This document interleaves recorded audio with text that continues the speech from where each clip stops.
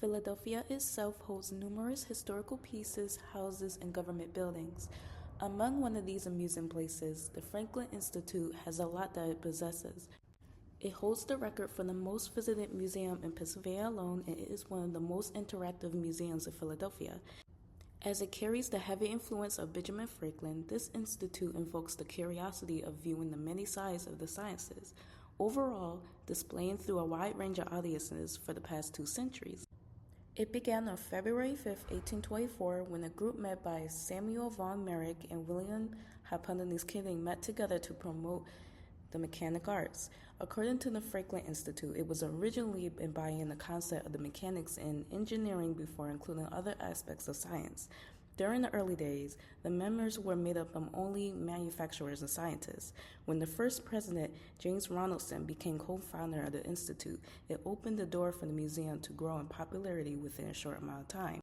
Its very first exhibition was in Carpenter's Hall in October 1824. Soon it led to having its own building constructed by the following year. The entirety of the 19th century for the Franklin Institute was vital for scientific research. Through many publications to sponsoring activities, the Institute released Journal of the Franklin Institute in 1826, documenting new discoveries of chemistry, mechanical engineering, and physics. In 1869, it was accomplished that the museum contributed to petitioning to the U.S. government on the behalf of Philadelphia.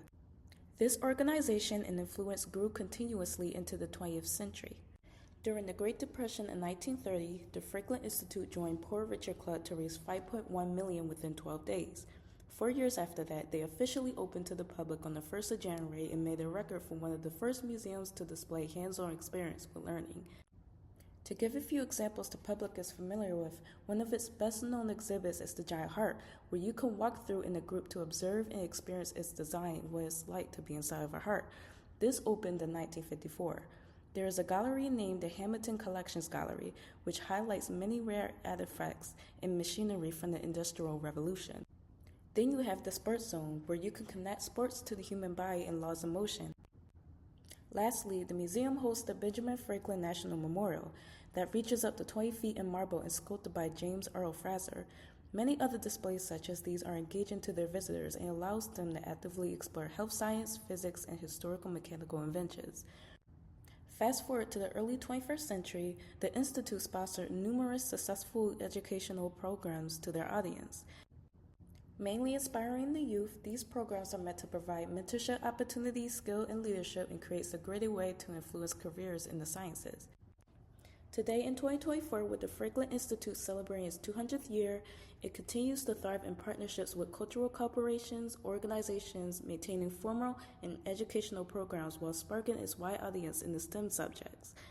The Institute serves prominently in culture and educational resources with discussions of informative world topics, programs, lectures for learning purposes, and interactive displays. The reason Benjamin Franklin was chosen to be a major influence on this museum is because he is a known Philadelphia figure. With being a science communicator and inventor, this aligns with the Institute's mission.